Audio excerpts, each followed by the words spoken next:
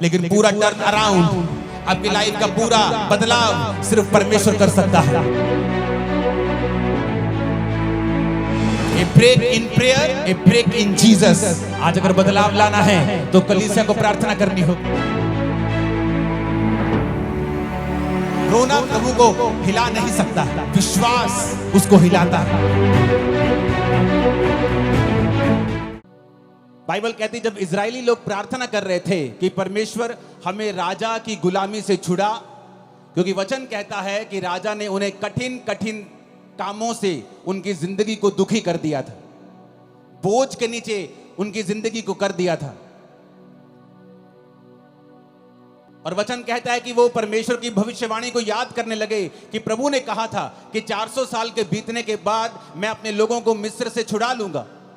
वो प्रार्थना करने लगे जब 430 साल बीत गए, जब भविष्यवाणी पूरी नहीं हुई, क्योंकि वो नहीं जानते थे कि कोई भी भविष्यवाणी अपने आप पूरी नहीं होती जब तक आप उस भविष्यवाणी के विषय में प्रार्थना नहीं करते या काम नहीं करते हैं। इसलिए नए नियम में लिखा हुआ है कि भविष्यवाणियों को तुच्छ ना जाना जाए, और जो भविष्यवाणी तेरे विषय में की गई हैं उनके अनुसार तू एक अच्छी लड़ाई को लड़े।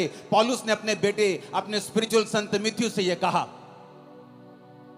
इसका मतलब भविष्यवाणियां अपने आप पूरी नहीं होती जब तक कि उन भविष्यवाणियों के विषय में लड़ा ना जाए। और हमारी लड़ाई इंसानों से नहीं, किसी पार्टी से नहीं, किसी धर्म से नहीं, बल्कि शैतान से है। और हम परमेश्वर के सामने भी प्रार्थना में लड़ते हैं, जिस तरह याकूब लड़ा था और जीत गया था। तो वचन कहता है कि हमें प्रार्थना करना जरूरी है, और उन भविष्यवाणियों के विषय में जो हमारे लिए की गई हैं उनके लिए भी हमें लड़ना जरूरी है, यानी प्रार्थना में फाइट करना जरूरी है। तो वचन कहता है कि जब वो फंस गए वहां पर, उन्होंने प्रार्थना करनी शुरू की। जब उन्होंने प्रार्थना करनी शुरू की तो परमेश्वर ने अपने दास को भेजा, उन्होंने मूसा को भेजा। और बाइबल कहती है मूसा के वचनों के ऊपर जिन्होंने मन लगाया और यह विश्वास किया कि मूसा अपने आप से नहीं आया है, मूसा परमेश्वर की ओर से आया है, और जो परमेश्वर की ओर से ये वचन कहेगा हम उस वचन के ऊपर यकीन करेंगे और हमारी जिंदगी सेम नहीं रहेगी और हम गुलामी से छुड़ाए जाएंगे। वो गुलामी चाहे बीमारी की हो, वो गुलामी चाहे शैतान की हो, वो गुलामी चाहे मानसिक हो, डिप्रेशन की हो, वो गुलामी किसी भी तरह की हो सकती है आपकी लाइफ में। लेकिन वचन ये कहता है कि जब आप परमेश्वर के वचन को सुनते हैं और फैसला कर लेते हैं कि आज से मैं अपना दिल दिमाग परमेश्वर के वचनों के ऊपर लगाऊंगा, तो वचन कहता है वो गुलामी नहीं रहती। परमेश्वर आपको बंधनों से छुड़ाता है और गुलामी से छुड़ाता है। और उस वचन को जो उसने मूसा को दिया था और लोगों को छुड़ा लिया था, आज मेरा विश्वास है कि परमेश्वर जो वचन आपके लिए देने वाले हैं वो पूरी तरह से आपको और आपके परिवार को छुड़ा लेगा। इस मसीह जिंदगी में क्या सबसे ज्यादा जरूरी है, क्या है सबसे ज्यादा इंपॉर्टेंट हमारी लाइफ में? आज जितने क्रूसेड्स आज तक मैंने किए हैं, मैं one of the most important word मैं आज आप लोगों के लिए लेके आया हूं। कल रात से मैं परमेश्वर की प्रेजेंस में था, अपने परिवार के साथ नहीं था, और प्रभु से कह रहा था कि परमेश्वर तेरा आत्मा मुझ पे जाहिर करे कि तू अपने लोगों से क्या कहना चाहता है। तो वचन कहता है याकूब 5 उसकी 16 से 20 आयत में, इसलिए तुम आपस में एक दूसरे के सामने अपने अपने पापों को मान लो और एक दूसरे के लिए प्रार्थना करो जिससे चंगे हो जाओ। धर्मी जन की प्रार्थना के प्रभाव से बहुत कुछ हो सकता है। एलिया भी तो हमारे समान दुख सुख भोगी मनुष्य था, और उसने गिड़गिड़ाकर प्रार्थना की कि मेह ना बरसे, तो 3.5 साल बारिश यानी मेह नहीं बरसा। फिर उसने प्रार्थना की, आकाश से वर्षा हुई और भूमि फलवंत हुई। हे मेरे भाइयों, यदि तुम में से कोई सत्य के मार्ग से भटक जाए और कोई उसको फेर लाए, तो वह ये जान ले जो किसी भटके हुए पापी को फेर लाएगा, हर एक प्राणी को उस प्राणी को वो मृत्यु से बचाएगा और उसके पापों के ऊपर वो पर्दा डालेगा। सब बोलो आमीन। एक डेविड नाम का व्यक्ति जिसके अंदर इंडिया को बचाने का बोझ था, जब वो इंडिया में आया तो उसको भाषा नहीं आती थी, लेकिन वो एक बात जानता था कि वचन कहता है कि प्रार्थना के प्रभाव से बहुत कुछ हो सकता है।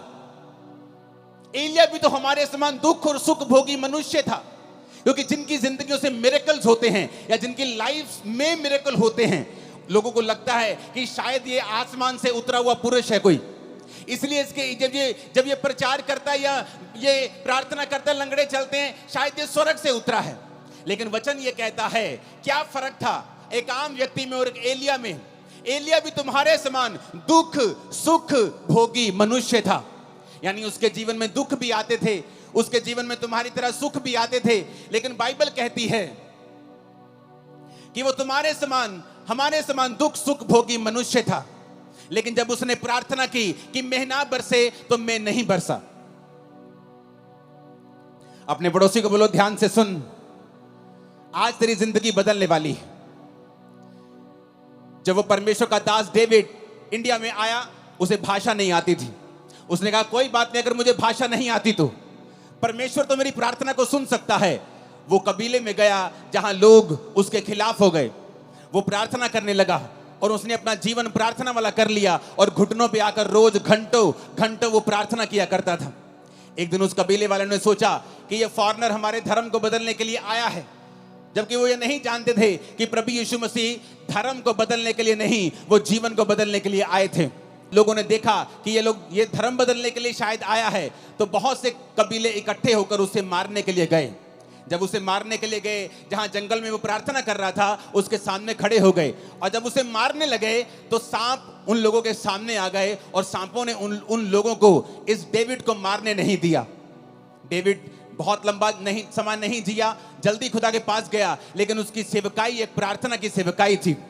और हिस्ट्री कहती है कि उस प्रार्थना के कारण जो उसने रोज रोज परमेश्वर के सामने की, परमेश्वर ने उस कबीले के ऊपर दया की और एक बड़ी बेदारी दी। आज वो सब लोग परमेश्वर में हैं, मसीह में हैं, सच्चाई को जान चुके हैं। जॉन हाइडी नाम का इंसान, जिसे जॉन हाइडी ऑफ इंडिया कहते हैं, जबकि वो इंडियन नहीं था, वो एक अमेरिकन इंसान था। और उसके अंदर एक बोझ पैदा होता है कि मैं जाऊंगा और जो लोग बचे नहीं हुए, जो लोग परमेश्वर में नहीं हैं, जो सच्चाई नहीं जानते, मैं जाऊंगा और उन लोगों को बचाऊंगा। लेकिन उसने प्रार्थना करनी शुरू की। रोज वो 14-14 घंटे वो प्रार्थना करता था। इतनी वो प्रार्थना करता था कि एक दिन जब वो बीमार हो गया, डॉक्टर के पास उसे लेके गए, तो डॉक्टर ने बताया कि आप एक जगह जैसे झुक के जब प्रार्थना करते हैं, आपने इतनी लंबी लंबी प्रार्थनाएं की हैं कि आपका हार्ट जो है वो शिफ्ट हो चुका है और अपनी जगह से थोड़ा दूर जा चुका है, इसलिए आप बीमार हैं। आपके हार्ट की थोड़ी पोजीशन जो है वो चेंज हुई है, आपकी बॉडी में इतने बदलाव हुए हैं।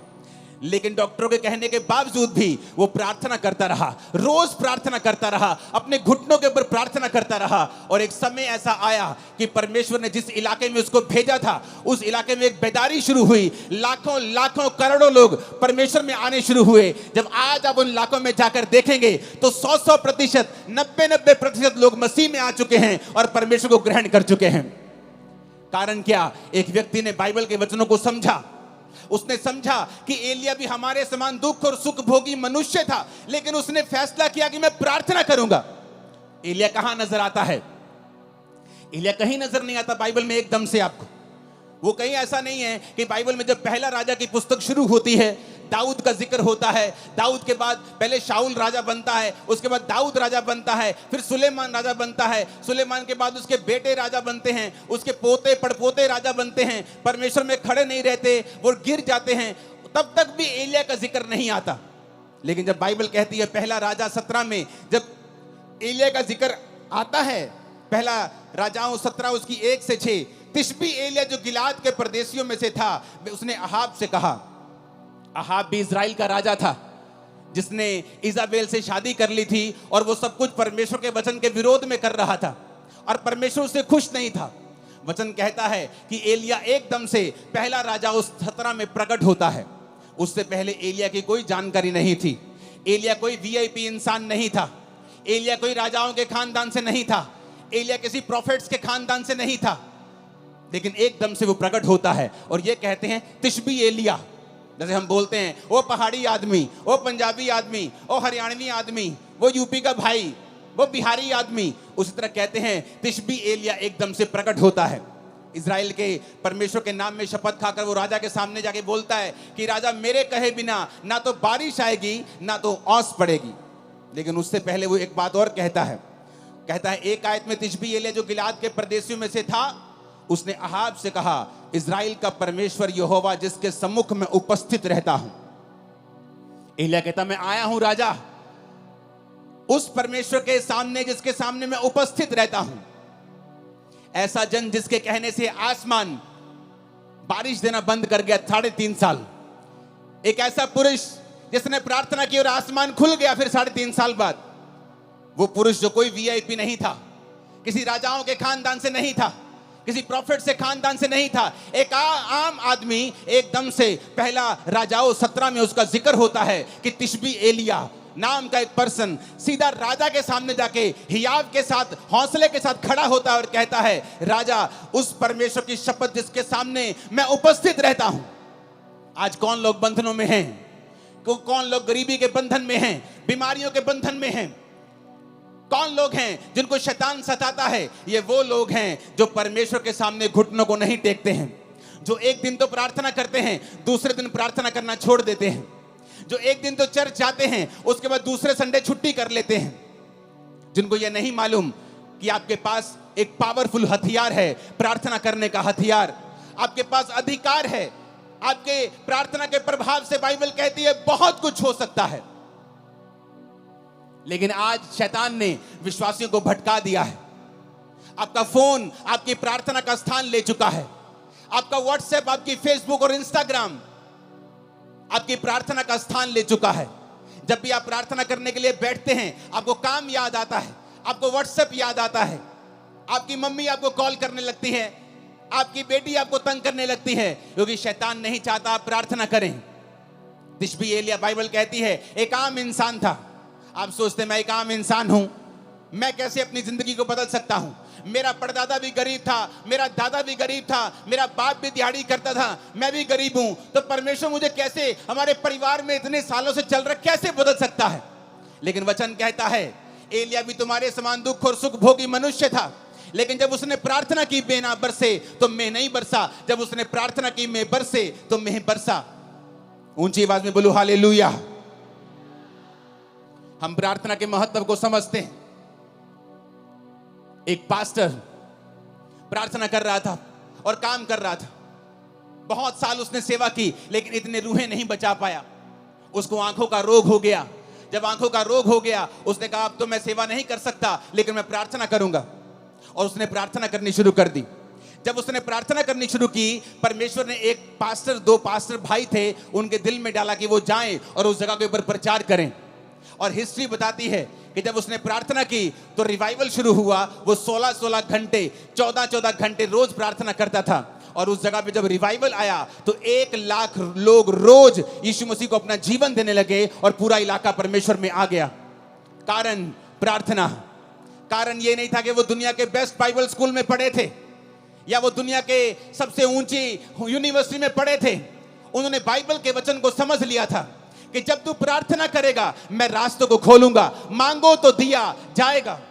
उन्होंने समझ लिया था कि अगर मेरी जिंदगी में जो कुछ नहीं है, इसका कारण यह है कि हमने प्रार्थना नहीं की। जॉन हैडी, जिसकी वजह से पूरे का पूरा इलाका, पूरे की पूरी स्टेट्स परमेश्वर में है, वो कहता था आज प्रार्थना करने वाले लोग बहुत कम हैं और रोने वाले प्रार्थना में उससे भी कम हैं, और आहें भरने वाले प्रार्थना में तो है ही नहीं है। क्योंकि आज हम पवित्र आत्मा को समय नहीं देते कि वो आए और हमारे अंदर से हमको इस्तेमाल करे। आज प्रार्थना का जीवन नहीं है, इसलिए शैतान ये बात जानता है। वो बात जानता है, इसीलिए वो आपकी लाइफ में काम करता है।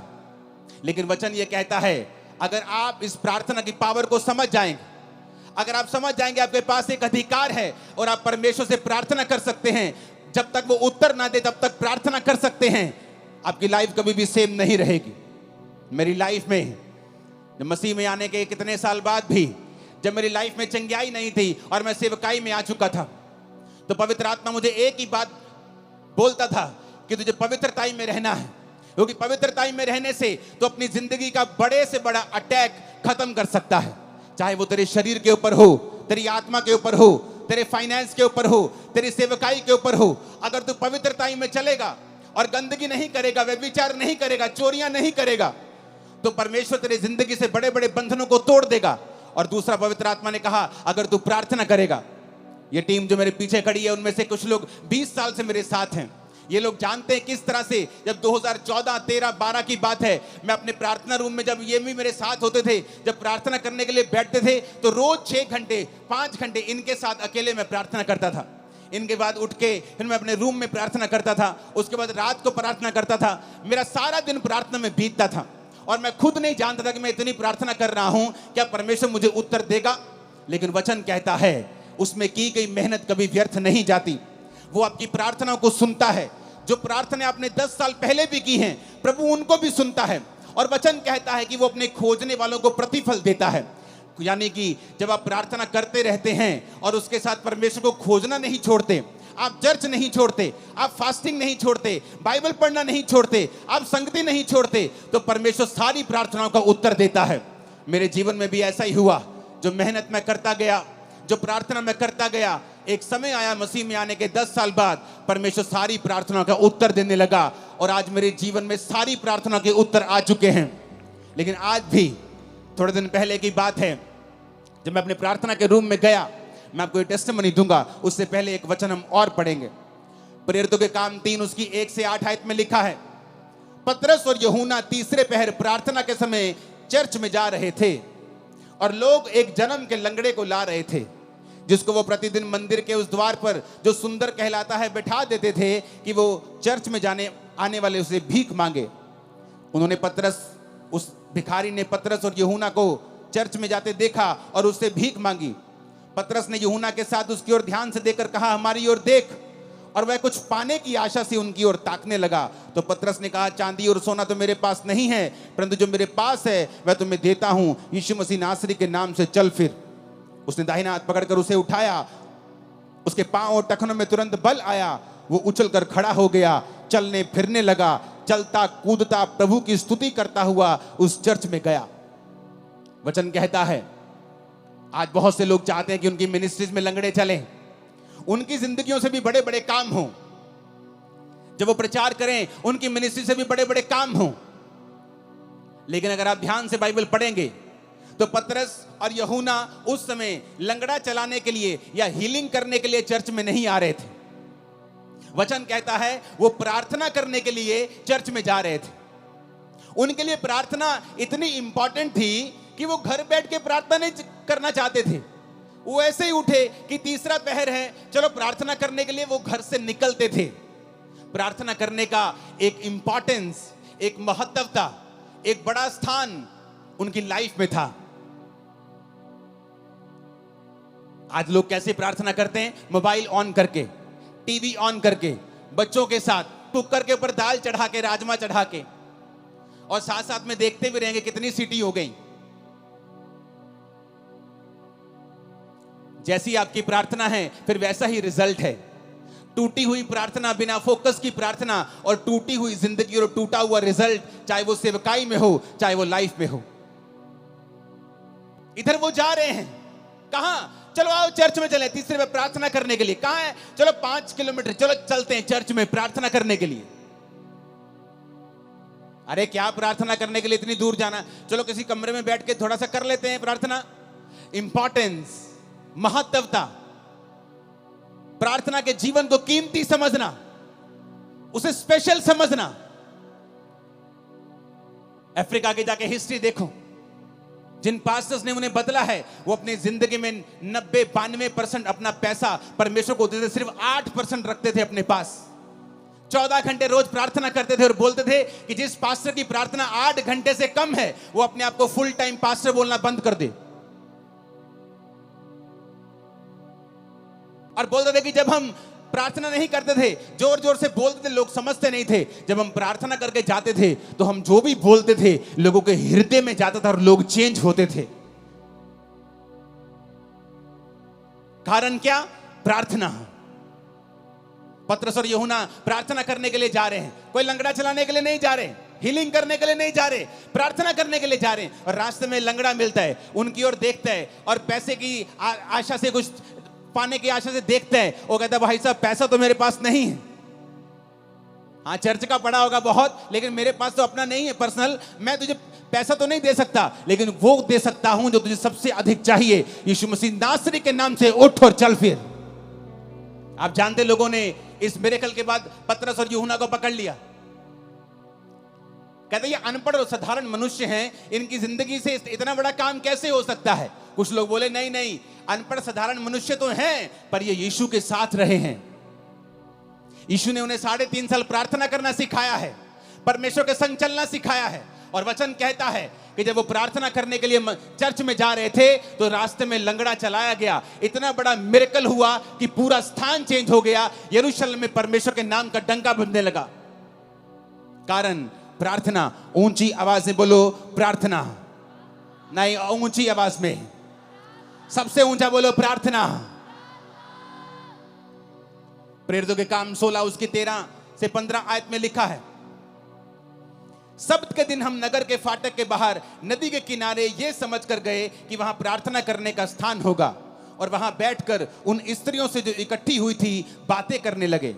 लुदिया नामक थुआतीरा नगर की एक बैंगनी वस्त्र बेचने वाली एक भक्त स्त्री सुन रही थी, और प्रभु ने उसका मन खोला कि पौलुस की बातों पर वो मन लगाए। उसने अपने घराने समेत उससे बपतिस्मा लिया और विनती की, यदि तुम मुझे प्रभु की विश्वासनी समझते हो तो चलकर मेरे घर में रहो, और वह उन्हें मना कर ले गई।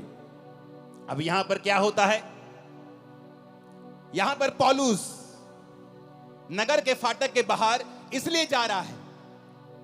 पुराने टाइम में नगर में फाटक होते थे, शहर बनाई होती थी या फाटक होते थे, तो वो फाटक के बाहर जाना चाहता था, नगर के बाहर, ताकि वो वहां पर प्रार्थना कर सके।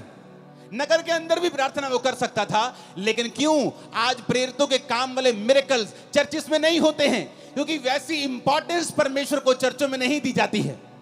पास्टर्स की लाइफ में भी वैसी इंपॉर्टेंस प्रार्थना की नहीं रही जैसे प्रेरितों के टाइम में हुआ करती थी। वो प्रार्थना किसी घर में भी कर सकते थे, लेकिन बाइबल कहती शाम को स्पेशल वो उठ के गए नगर से बाहर। तब ऐसा भी नहीं था कि गाड़ियां थी, बड़ी बड़ी गाड़ियां थी कि 10 मिनट लगेंगे, चलो गाड़ी में चलते हैं। चल के जाते थे, गधों पे जाते थे, घोड़ों पे जाते थे लोग।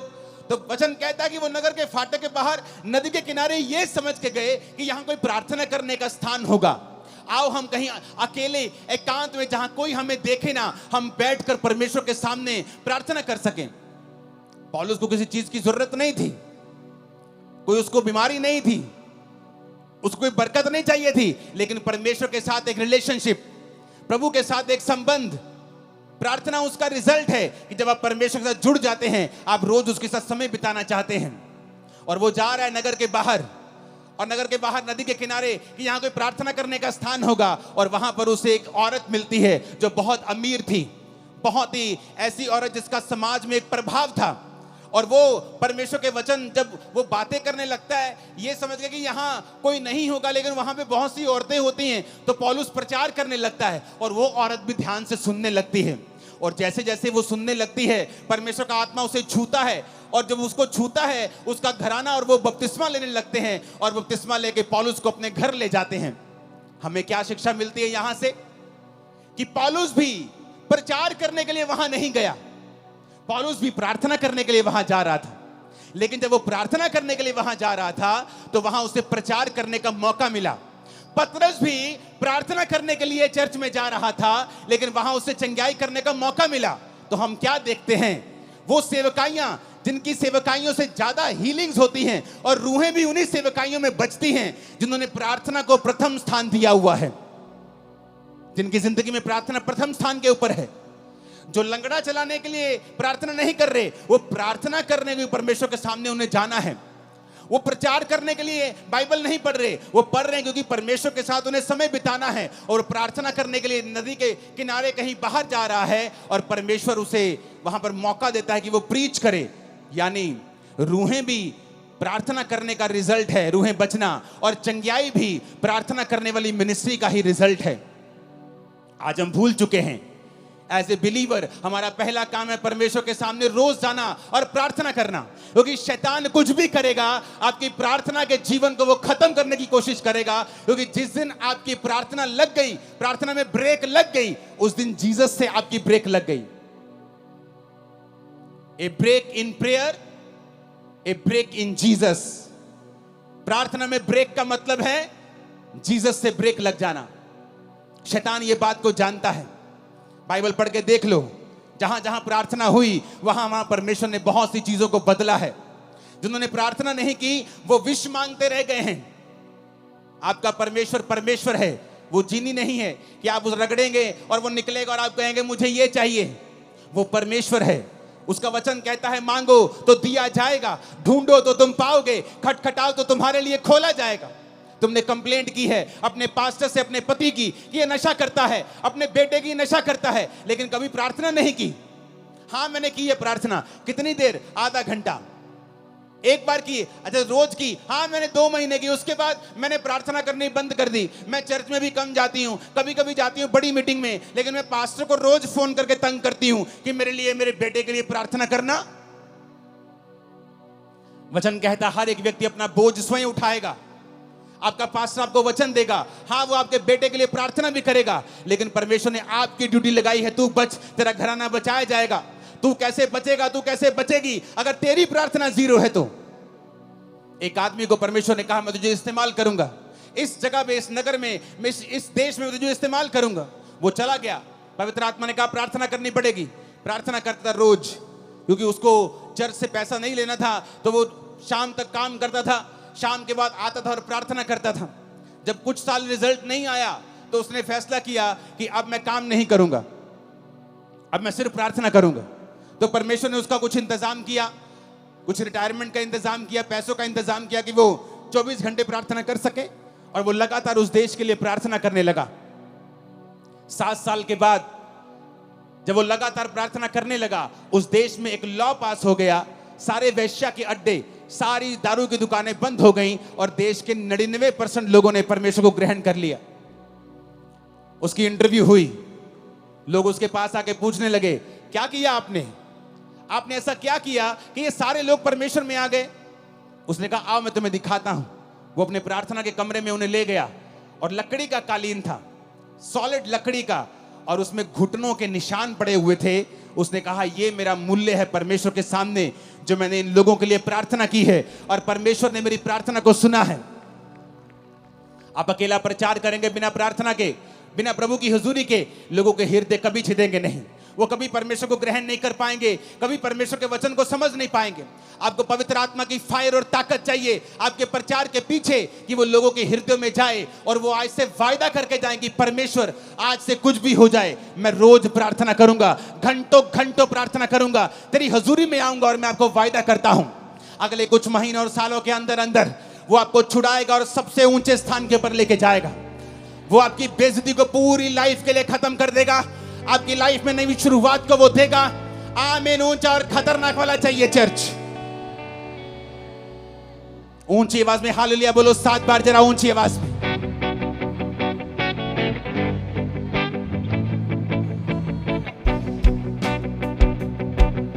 Hallelujah, hallelujah. अगर आप प्रार्थना नहीं करेंगे, हन्ना अपने पति से लड़ती थी रोज, मेरे बेटा क्यों नहीं, मेरे बच्चा क्यों नहीं है।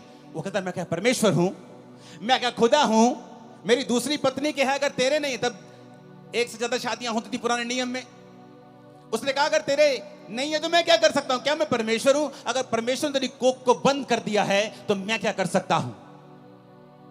उसका रोना उसको बच्चा नहीं दिला पाया, रोज रोती थी, बच्चा नहीं हुआ, रोज कर लाती थी, कंप्लेंट भी करती होगी, परमेश्वर को ताने भी मारती होगी, कुछ नहीं हुआ।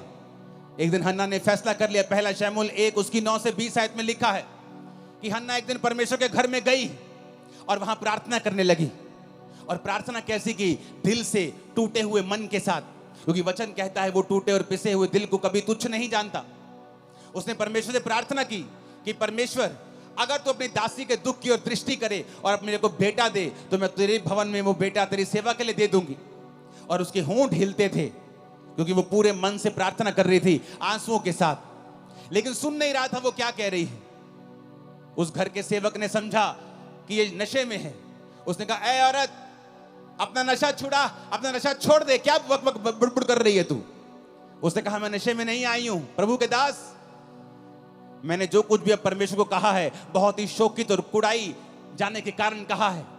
लोगों ने मुझे ताने मारे हैं, मेरी सौतन ने मुझे ताने मारे हैं, सास ने, सब ने ताने मारे हैं, मेरा दिल टूट गया है। मैंने फैसला कर लिया है कि मैं अपना जीवन प्रभु को दूंगी, मैं प्रार्थना करूंगी और परमेश्वर को अपना बेटा भी चढ़ा दूंगी। आपका एक फैसला प्रार्थना करने का, आपका एक फैसला सेवा करने का, आपका एक फैसला पवित्रताई में चलने का, आपकी पूरी लाइफ की बेइज्जती को बड़ी इज्जत में चेंज कर देगा। मैं भविष्यवाणी कर रहा हूं। आपकी सेवकाई को पूरी तरह से बदल देगा। मैं भविष्यवाणी कर रहा हूं। आपके बच्चों की लाइफ को पूरी तरह से बदल देगा। मैं भविष्यवाणी कर रहा हूं। आमीन। ऊंचाई आशीष आपकी है चर्च। Hallelujah, hallelujah. क्या आज आप फैसला करते हैं प्रार्थना करने का? क्या फैसला करते हैं ये जानते हैं कि कोई भी व्यक्ति, कोई भी रिश्तेदार, कोई समाज, आपके एरिया का कोई बड़ा व्यक्ति भी आपकी लाइफ को चेंज नहीं कर सकता है। कुछ देर के लिए आपकी हेल्प कर सकता है, लेकिन पूरा टर्न अराउंड, आपकी लाइफ का पूरा बदलाव सिर्फ परमेश्वर कर सकता है। और वो अब तो आपको कहता है, ये दुनिया के थके हारे और बोझ नीचे दबे लोगों, मेरे पास आओ, मैं तुम्हें विश्राम दूंगा। मुझसे सीखो, मैं मन में दीन हूं, नम्र हूं। अपना जुआ मुझे दे दो। तुम्हारा जुआ भारी है, तुम्हारा बोझ भारी है, तुम्हारी बीमारियों का बोझ तुम नहीं उठा पाओगे, डिप्रेशन का बोझ तुम नहीं उठा पाओगे। मेरा बोझ ले लो। उसका बोझ क्या है? प्रार्थना करना उसका बोझ है, रूहों को बचाना उसका बोझ है, परमेश्वर के वचन के अनुसार चलना उसका बोझ है। उसने कहा तुम मेरे अनुसार चलो तो तुम अपने मन में विश्राम पाओगे। वो विश्राम जो बड़े बड़े खरबपतियों को दिल में नहीं है। सब कुछ होते हुए इसलिए वो सुसाइड कर लेते हैं। बड़े बड़े मिलियन फॉलोअर्स वाले, 20-20 मिलियन फॉलोअर्स वाले सुसाइड कर लेते हैं क्योंकि उनके मन में विश्राम नहीं है। और जीसस ने कहा, हे दुनिया के थके हारे और बोझ नीचे दबे लोगों, मेरे पास आओ, मैं तुम्हारा धर्म बदलूंगा। ये लिखा नहीं, उसने कहा मैं तुम्हें विश्राम दूंगा। वो विश्राम जो दुनिया तुम्हें नहीं दे सकी, इंस्टाग्राम और फेसबुक नहीं दे सके, वो विश्राम जो सोशल मीडिया तुम्हें नहीं दे सका, तुम्हारा घराना नहीं दे सका, मैं तुम्हें वो विश्राम दूंगा। मेरे पास आओ, मैं तुम्हें विश्राम दूंगा। मुझसे सीखो, मैं नम्र और दीन हूं। अपना बोझ, अपना क्रूस मुझे दे दो और मेरा क्रूस उठा लो, क्योंकि उसका क्रूस हल्का है, उसका बोझ हल्का है। आज अगर बदलाव लाना है तो कलीसिया को प्रार्थना करनी होगी, उसको रोज परमेश्वर की प्रेजेंस में जाना होगा और घंटों परमेश्वर की हुजूरी में बिताने होंगे। देखना फिर क्या होता है। आज बहुत से कम विश्वासी ऐसे हैं जो बेदारी के लिए प्रार्थना कर रहे हैं। बहुत से कम विश्वासी हैं, आप में से बहुत से कम ऐसे होंगे जिसने इस एरिया की बेदारी के लिए प्रार्थना की है।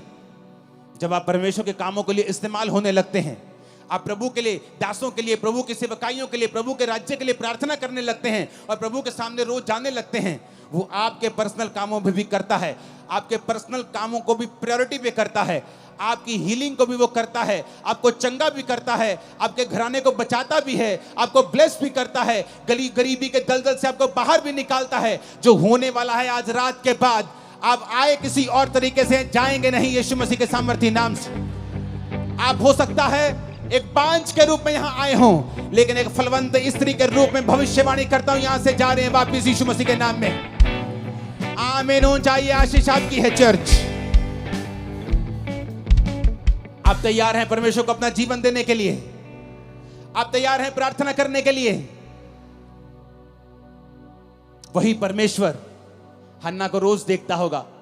हन्ना रोज बुड़बुड़ करती है, मेरे पुत्र क्यों नहीं हैगा, मेरे कुड़ी क्यों नहीं हैगी। अपने हस्बैंड से रोज लड़ती है। हस्बैंड रोज कहना, मैं रब्बा, मैं कोई रब्बा, मैं की करा। लड़ाई उसको कुछ नहीं दे पाई, खाना नहीं खाती, खाना छोड़ देती थी, कुछ नहीं हुआ। और एक फैसला किया, एक दिन मैं जाऊंगी और प्रार्थना करूंगी। सब कुछ बदल गया। मेरी लाइफ, मेरी सेवकाई प्रार्थना से बदली है। सब कुछ प्रार्थना से बदला है, परमेश्वर ने किया है। जब आप अपनी रिक्वेस्ट को, विनती को धन्यवाद के सहित परमेश्वर के सामने ले जाएंगे, उसने कहा मेरी शांति तो तेरी समझ से परे है, तेरे अंदर वास करेगी, तेरे विचारों को सुरक्षित रखेगी। आज हम बेचैनी में घूमते हैं, हर टाइम बेचैनी, हर टाइम चिंता, हर टाइम चिंता, हर टाइम वरी। क्यों? क्योंकि हम प्रार्थना करने वाले लोग नहीं हैं। अगर हम प्रार्थना करेंगे तो चिंता नहीं रहेगी, प्रार्थना करेंगे डिप्रेशन नहीं रहेगा, प्रार्थना करेंगे बीमारियां नहीं होंगी, क्योंकि बाइबल कहती है मुझ में की गई मेहनत कभी व्यर्थ नहीं होती। परमेश्वर ने कहा।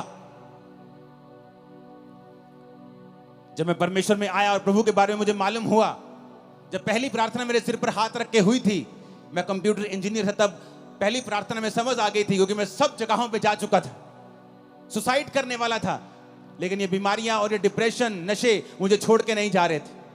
जिस दिन पहली प्रार्थना हुई, समझ आ गई थी कि मेरे जीवन में सचमुच परमेश्वर बड़े काम कर सकता है। जो पहला करंट मुझे प्रार्थना का लगा था, उससे मुझे समझ आ गई थी, लेकिन मैं हील नहीं हुआ, चंगा नहीं हुआ।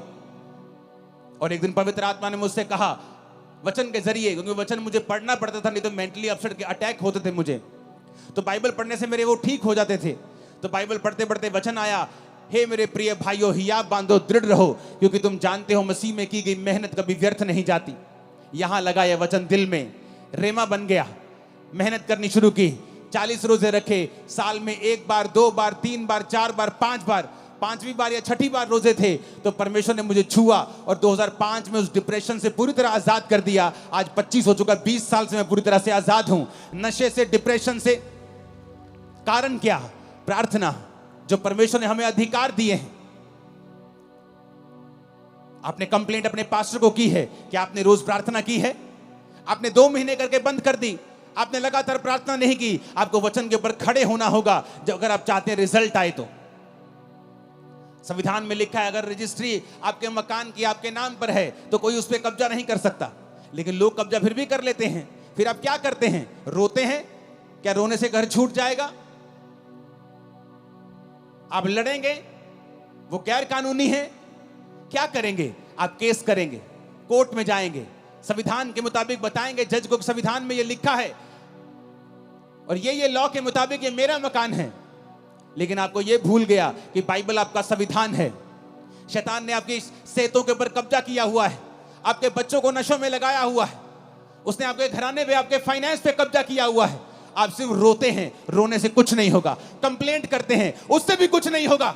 आपको परमेश्वर के सामने जाना होगा, घुटने टेकने होंगे, हाथों को उठाना होगा, स्वर के परमेश्वर की ओर दुहाई देनी होगी और वो खोल देगा आसमान।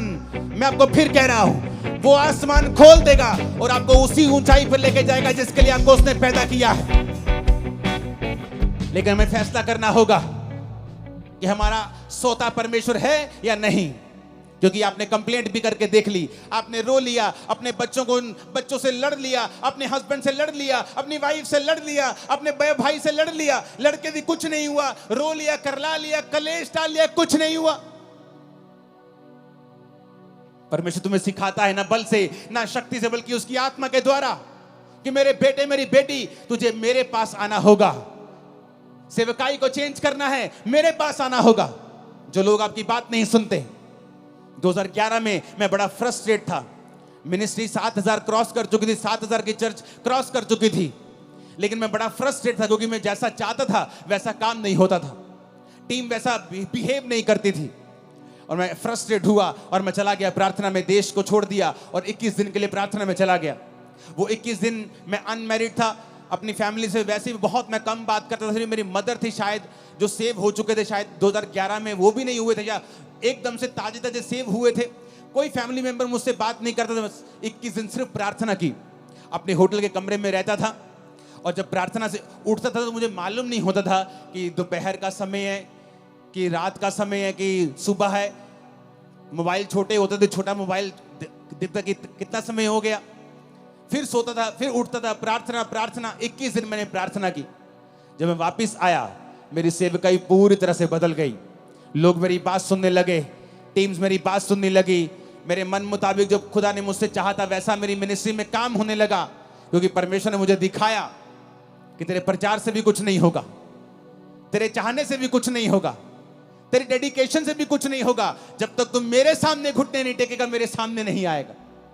वो 21 दिन थे जब परमेश्वर ने मुझे सिखाया कि चाहे तेरी सेवकाई में 500 लोग हों या आने वाले समय के 5 लाख हों, तुझे रोज मेरी प्रेजेंस में बने रहना है, मेरी हजूरी में बने रहना है। तब समझ आई और उसके बाद मैं रोज अपने आप को प्रार्थना में देने लगा। अपनी लाइफ में प्रार्थना को प्रथम स्थान दिया। आज चाहे मैं शादीशुदा हूं, मेरे बच्चे हैं, मेरी फैमिली है, बड़ी सेवकाई चर्च है, सैकड़ों ब्रांचेस हैं, लेकिन मेरी प्रार्थना का समय बड़ा हुआ है, आगे से भी ज्यादा है मेरी प्रेयर का समय। क्योंकि मैं सीक्रेट जानता हूं, मैं ये भेद जानता हूं कि भेद है खुदा के साथ रहना, भेद है प्रार्थना करना। भेद है, तुम दुख और सुख भोगी मनुष्य हो। एलिया कोई स्वर्गदूत नहीं था। राजा के सामने जाके बोलना कि राजा मेरी जिम्मेवारी से बोलता हूं, तेरे देश में बारिश नहीं आएगी, यानी तेरा देश भूखा मरेगा। आज तो जमीन के नीचे से पानी निकाल लेते हो समरसेबल से, तब ऐसा नहीं होता था। कुएं खोदने पड़ते, निकले पानी ना निकले उस इलाके में जहां वो रहता था। उसने जिम्मेवारी ली। दिलेरी कहां से आई? प्रार्थना से। बाल के नबियों को मार दिया, बड़े बड़े काम किए। फिर इजाबेल ने कहा एलिया आज तेरा सिर मैं धड़ से अलग कर दूंगी। एलिया भागा, एलिया भागा। उसका भागना, उसका डरपोकपन इस बात का सबूत था कि एलिया भी एक मनुष्य ही था। उसकी पहली दिलेरी इसलिए थी कि वो रोज प्रार्थना में समय बिताता था। उसके बाद जब इंसान विक्ट्री देखता है, जीत देखता है, इंजॉय करने लगता है, प्रार्थना भूल जाता है, तो शैतान फिर से उसे डराने लगता है। वो फिर से भागता है और खुदा से कहता है खुदा मुझे मार दे, मैं अपने वंशों से अच्छा नहीं हूं। परमेश्वर से रोटी देता है और पानी देता है, बोलता है खा, तुझे बहुत काम करने हैं। यानी एलिया भी स्वर्गदूत नहीं था, नहीं तो वो भागता थोड़ी उस राजे से डरा नहीं, राजे की वाइफ से डर गया। वो प्रार्थना, प्रेयर्स। जब बड़े बड़े क्रूसेड्स होते हैं, लाखों लोग आते हैं क्रूसेड्स, लोग बोलते हैं अगले दिन आओ एंजॉय करते हैं, चलो आनंद मनाते हैं। हाँ आनंद करो, कोई बात नहीं, लेकिन अगली मीटिंग के लिए मुझे फिर खुदा की प्रेजेंस में ही जाना है, क्योंकि पिछले मसे से मैं अगला संडे नहीं चला सकता हूं। मैं अपने सोर्स को समझता हूं, अपने सोते को समझता हूं कि वो परमेश्वर है। जिस दिन आप ये समझ जाएंगे कि सब बातें परमेश्वर की ओर से होंगी। आप पौलुस को पढ़ के देखो, जब वचन कहता है कि उस औरत ने बपतिस्मा लिया, उसके घराने ने बपतिस्मा लिया, उसके बाद पढ़ के देखो क्या हुआ। अगर आप 16 से लेकर 40 आयत तक पढ़ेंगे प्रेरितों के काम की, आपको मालूम होगा। उसके बाद पौलुस की जिंदगी में बहुत से रास्ते परमेश्वर ने खोले, बड़ी जगहों के ऊपर वो गया सुसमाचार सुनाने के लिए, और आगे के आगे वो चलता गया। क्यों? उसकी जिंदगी जो थी वो प्रार्थना वाली जिंदगी थी। जब आप प्रार्थना वाली जिंदगी आपकी होती है, आगे के बाद आगे रास्ते खुलते जाते हैं। आप प्रार्थना बंद कर देते हैं, आप उस लेवल पर स्टक हो जाते हैं, अड़ जाते हैं, खड़ जाते हैं। जैसे जैसे पानी बहता हुआ रुक जाता है तो फिर वो स्मेल करता है, बहता पानी स्मेल नहीं करता है। आप पढ़ो पौलुस को, सिर्फ ये मिरेकल नहीं हुआ रूहें बचाने का, आगे भी बहुत से मिरेकल्स उसकी सेवकाई में हुए, क्योंकि वो प्रार्थना करने वाला जन था। उसको मालूम था कि मेरा सोर्स जो है वो परमेश्वर है। ऊंची आवाज में कहो आमीन। आप पढ़ो अपनी बाइबल को, रोज देखो कि कब कब प्रार्थना हुई है और कहां कहां प्रार्थना का रिजल्ट उनकी लाइफ में कैसा आया है। आप फिर समझ जाएंगे दुनिया की बड़ी बड़ी बेदारियां प्रार्थना से शुरू हुई। ये आज भी जो लाखों लोग यहां बैठे हैं, ये भी प्रार्थना का ही नतीजा है जो लोगों ने की है कि यहां बेदारी आए। हालेलुया। अगर आप वहां पे देखेंगे तो उसके बाद 16 आयत से, प्रेरितों के काम 16 उसकी 16 आयत से एक दुष्ट आत्मा को पौलुस निकालता है। जब वो जा रहा था, जो भविष्यवाणी करती थी फेक थी।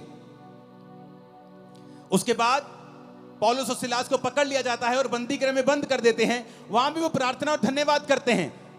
वहां का दरोगा, वहां के लोग जब भूकंप देखते हैं उस जेल में और परमेश्वर छुड़ा लेता है, उनको भी वहां बचाता है। देखो कितने मिरेकल जुड़े हुए हैं इसी घटना के साथ। कैसे हुए? प्रेयर्स के कारण, कि वो जानते हैं अगर हम प्रार्थना करेंगे तो स्वर्ग खुलेगा। प्रभु यीशु मसीह उससे ऊपर तो कोई नहीं है, लेकिन वचन कहता है 12 चेले चुनने से पहले प्रभु यीशु मसीह ने सारी रात प्रार्थना की। अगर वो परमेश्वर है तो फिर प्रार्थना करने की क्या जरूरत है? उसे सब मालूम है। लेकिन बाइबल कहती है वो संपूर्ण मनुष्य भी था और संपूर्ण परमेश्वर भी था, इसलिए उसे मनुष्य का पुत्र भी कहा जाता है और परमेश्वर का पुत्र भी कहा जाता है। सारी रात प्रार्थना की। कल आपकी बेटी का रिश्ता होने जा रहा है। आज रात को आप क्या कर रहे हैं? आप टीवी देख रहे हैं। कल आपने बड़े इंपॉर्टेंट काम के लिए जाना है।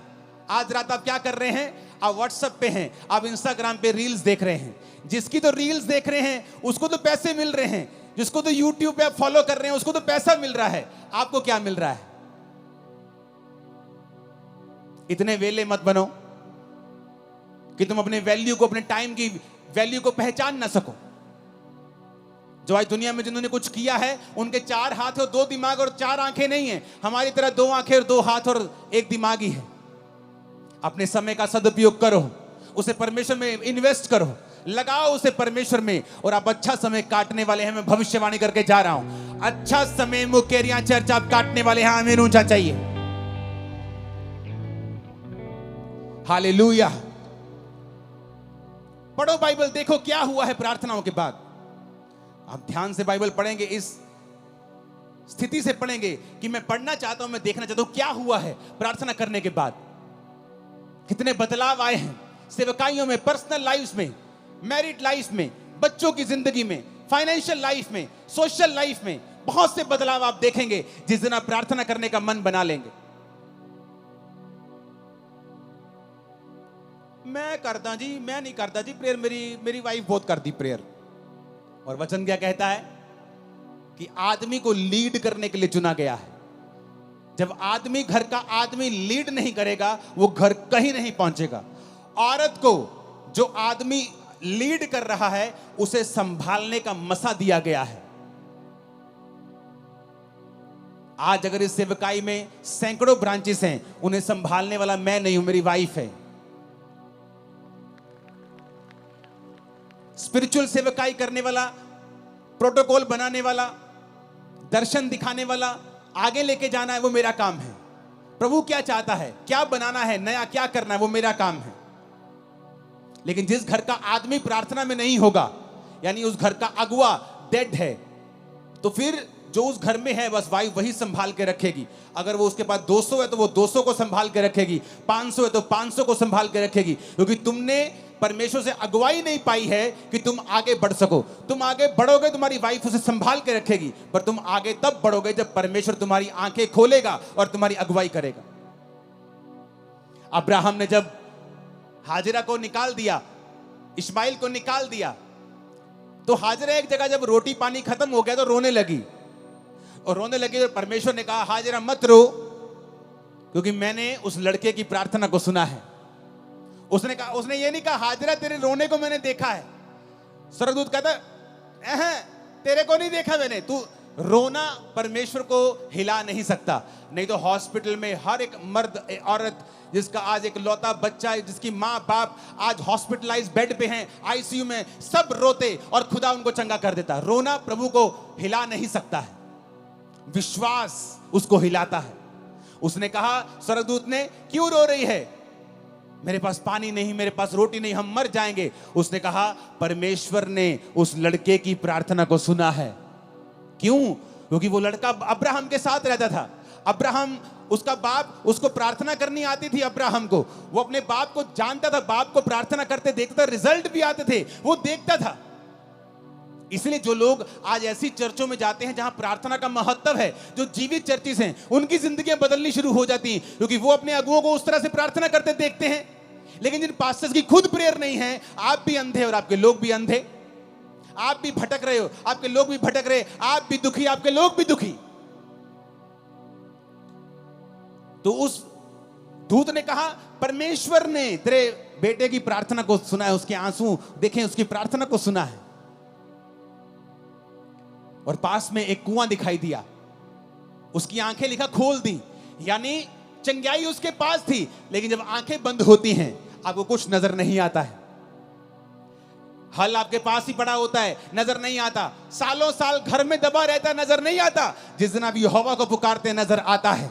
आज मैं प्रार्थना करता हूं, यहोवा आपकी आंखों को खोल दे और आपको हल नजर आए यीशु मसीह के सामर्थ्य नाम में। यीशु के नाम में हल नजर आए आपको, यीशु के नाम में। आमीन हो चाहिए, आशीष हमारी है चर्च। आप मेरी बात को समझ रहे कि नहीं? हल नहीं होगा। आपकी आंखों के सामने एक कुआं होगा और आपकी आंखें बंद होंगी। आप कभी कुएं के खब्बे, कभी कुएं के सज्जे, कभी आप सीधा नहीं जा पाएंगे। क्यों? आपकी प्रार्थना जीरो है, आपका परमेश्वर के साथ कोई संबंध नहीं है। अब्राहम ने कहा अपने नौकर को, जा और मेरे बेटे के लिए एक बहू लेके आ। जाके वो प्रार्थना करता है। उसे मालूम था इट इज इम्पॉसिबल कि मैं एक अच्छी लड़की ले जाऊं, इट इज इम्पॉसिबल। प्रार्थना करता है, हे पिता, ऐसी लड़की जो मुझे पिलाए, मेरे ऊंटों को पिलाए, ऐसी लड़की भेज। और परमेश्वर भेजता है। क्यों? प्रेयर। हर ग्रेट आदमी जानता है प्रेयर। उसका राज है, उसका सीक्रेट है। आपकी लाइफ में प्रेयर नहीं है, आपकी लाइफ में कुछ नहीं है। फिर आप टाइडर हो सकते हैं, चर्च के फाइनेंशियल सपोर्टर हो सकते हैं, लेकिन परमेश्वर की निगाह में आपकी बहुत बड़ी वैल्यू नहीं है। अगर आपका फेसबुक अकाउंट आपको प्रार्थना करने से रोक रहा है, यहीं डिलीट करके जाना, खोल लेना जाके 50 दिन बाद जब प्रार्थना सेट हो जाए। खुदा ने कहा ऐसा इंसान जो तुम्हें काना करता है, कहता है तू काना होके परमेश्वर के राज में प्रवेश कर लेना। ऐसा ना हो कि 2 आंखें रख के तू नरक में चला जाए। फेसबुक अकाउंट रखने का कोई प्रॉब्लम नहीं, लेकिन अगर वो प्रार्थना खत्म कर रहा है तो डिलीट कर दो और प्रार्थना में चले जाओ। ऐसी हर चीज को खत्म कर दो। काना होके प्रवेश कर लो, लंगड़ा होके प्रवेश कर लो, एक टांग के साथ लंगड़े होके चले जाओ, लेकिन चले जाओ। जो सही है उसे अपना लो। आज लड़ाई है अपनी फैमिली से, बहू से, सास से, माफ कर दो आज, नहीं तो प्रार्थना नहीं कर पाओगे परमेश्वर के सामने। और लेकिन अगर आज आपने इस वचन को सुन के जो खुदा ने मुझे दिया है, मैं अपने आप से नहीं कह रहा हूं, और आपने प्रार्थना करने का और प्रभु के साथ जीने का मन बना लिया, मैं आपको बता रहा हूं, आपकी इज्जत की जाएगी, आप ऊंचे किए जाएंगे, आप चंगे किए जाएंगे, आप आजाद किए जाएंगे, आप ब्लेस किए जाएंगे यीशु मसीह के सामर्थी नाम में। आपकी लाइफ सेम नहीं होगी, आप बड़े देशों में होंगे, बेस्ट जगहों के ऊपर आप होंगे, आपका घराना यीशु मसीह के नाम में आशीषित होगा। आमीन। ऊंचाई आशीष हमारी है चर्च। परमेश्वर के दास के द्वारा टीचिंग्स को सुनने के लिए, अनाउंसमेंट्स और अपडेट्स को जानने के लिए आप हमारे YouTube चैनल को सब्सक्राइब करें और साथ में बेल आइकन को दबाएं, ताकि जब भी कोई नई अपडेट हो तो आप सबसे पहले जान सकें।